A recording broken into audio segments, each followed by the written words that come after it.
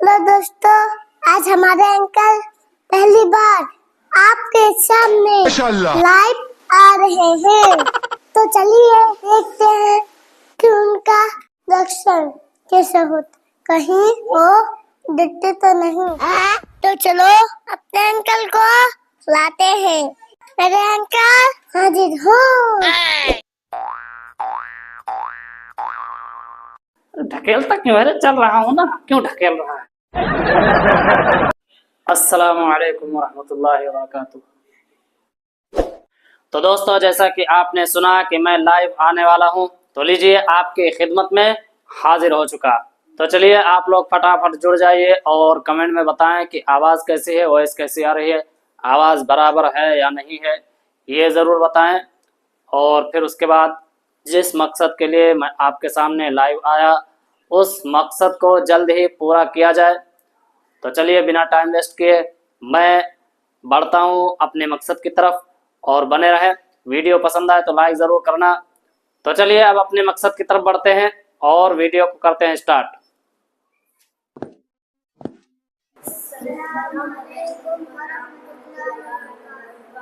वालेकुम अस्सलाम वरहमतुल्लाहि वबरकातुहू। बैठो। तो बच्चों, आज हम उन बदबख्तों की बात करेंगे कि जो हज़रत सैयदना इमाम हुसैन रज़ियल्लाहु ताला अन्हु को शहीद करने में हिस्सा लिया, और उन कुत्तों का क्या हाल हुआ, उनका क्या हश्र हुआ, आज के इस वाक़या में बताऊंगा। तो क्या आप सब सुनने के लिए तैयार हो? जी हाँ, हम तैयार हैं। अब्दुल मलिक के ज़माने खिलाफत में, ये अब्दुल मलिक इराक़ का हाकिम बना, तो उसके बाद इसने अपने एक आदमी को, जिसका नाम मुख्तार बिन उबैद सक़फ़ी, इसको कूफा का हाकिम बनाया।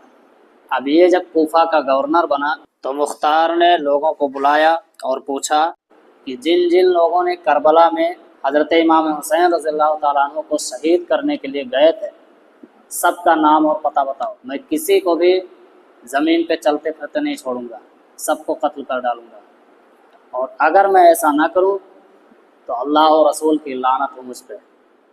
उसके बाद एक दिन मुख्तार ने अपने दरबार में कहा कि कल मैं एक ऐसे शख्स को कत्ल करूंगा कि जिसकी वजह से पूरे जहान के मोमिनीन और तमाम मलाइका मुक़र्रबीन उससे खुश हो जाएंगे। उस वक्त उसके दरबार में अम्र का एक करीबी साथी भी मौजूद था।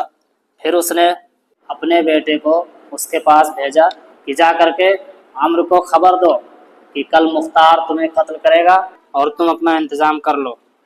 तो जब उसके बेटे ने अम्र को ये ख़बर दी कि कल तुम्हें मुख्तार कत्ल करेगा, तो अम्र ने क्या कहा कि मुख्तार मुझे कत्ल नहीं कर सकता। अब वो इस तरह क्यों बोला? वजह ये थी कि मुख्तार अपने हुकूमत में आने से पहले आपस में बहुत अच्छे से पेश आते थे, इन दोनों का ताल्लुकात अच्छा था। तो इस वजह से उसने कहा कि हमारी दोस्ती जो है बहुत अच्छी थी, इसलिए वो मुझे कत्ल नहीं करेगा। फिर एक दिन सुबह मुख्तार ने अपने सिपाही को भेजा कि जाओ इब्ने साद को बुला के लाओ। मुख्तार का सिपाही इब्ने साद के घर गया, तो अम्र खुद नहीं आया बल्कि अपने बेटे हफ्स को भेज दिया। और उसका बेटा हफ्स जब मुख्तार के दरबार में हाजिर हुआ, तो मुख्तार ने कहा कि तुम्हारा बाप कहाँ है जो तुम्हें यहाँ भेज दिया, वो क्यों नहीं आया खुद? तो हफ्स ने जवाब दिया कि मेरा बाप जो है अभी खलवत नशीं हो गया, अब वो घर में ज़्यादा रहते हैं। तो मुख्तार ने क्या जवाब दिया कि जब हज़रत इमाम हुसैन रज़ियल्लाहु ताला अन्हु को शहीद करना था तब तो वो करबला चला गया था, तब उसको खलवत नशीनी याद नहीं था, और जब अपनी जान जाने का ख़तरा हुआ तब उसने तन्हाई अख्तियार कर ली। फिर उसके बाद अपने सिपाही से कहा कि जाकर अम्र का सर काट कर लाओ। तो सिपाही अम्र के घर गए और उसका सर तन से जुदा करके अपने साथ ले आए, और उसके बाद दरबार मुख्तार में हाजिर कर दिया। तो मुख्तार ने कहा कि इसे पहचानते हो? तो हफ्स ने कहा कि हाँ, ये मेरे बाप का सर है। मुख्तार ने कहा कि अब तुम्हारा बाप तो मर चुका है। हफ्स ने कहा कि अब ज़िंदगी में मज़ा ही क्या है? तो मुख्तार ने कहा कि तुमने बिल्कुल ठीक कहा। फिर मुख्तार ने हुक्म दिया कि उसका भी सर काट दिया जाए। फिर हफ्स का भी सर तन से जुदा कर दिया गया, और उसके बाद मुख्तार ने कहा तुम दोनों इसी के लायक थे, ये अम्र का सर हज़रत इमाम हुसैन रज़ियल्लाहु ताला अन्हु का बदला है। और हफ्स का सर लेकर कहा कि बेटे का सर हज़रत अली अकबर रज़ियल्लाहु ताला अन्हु का बदला है।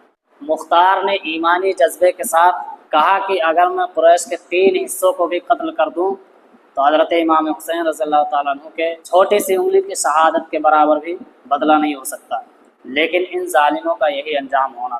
تو بچوں، اس واقعہ سے ہمیں سبق یہ ملتا ہے کہ اللہ کے محبوب بندے جو ہوتے ہیں، اللہ کے جو نیک بندے ہوتے ہیں، ان کے ساتھ اگر تم ذرا بھی گستاخی کرے تو اس کی سزا تمہیں ملنا ضروری ہے۔ اس لیے ہمیشہ اللہ کے نیک بندوں سے، اللہ کے ولیوں سے ہمیشہ محبت رکھو اور ان کی شان میں ذرا بھی گستاخی کرنے سے گریز کرو۔ جتنے لوگ بھی کربلا میں گئے تھے کوئی بھی نہیں بچ پایا، سب کو ایک ایک کر کے قتل کر ڈالا گیا۔ تو یہ ان بدبختوں کے لیے دنیا کا عذاب تھا، اور آخرت میں کیا حال ہو رہا ہوگا یہ خدا ہی بہتر جانے۔ اللہ تبارک و تعالیٰ کی بارگاہ میں دعا ہے کہ اللہ رب العزت ہم سب کو اپنے محبوب بندوں سے سچی اور اچھی عقیدت رکھنے کی توفیق عطا فرمائے۔ آمین آمین یا رب العالمین۔ السلام علیکم ورحمۃ اللہ وبرکاتہ۔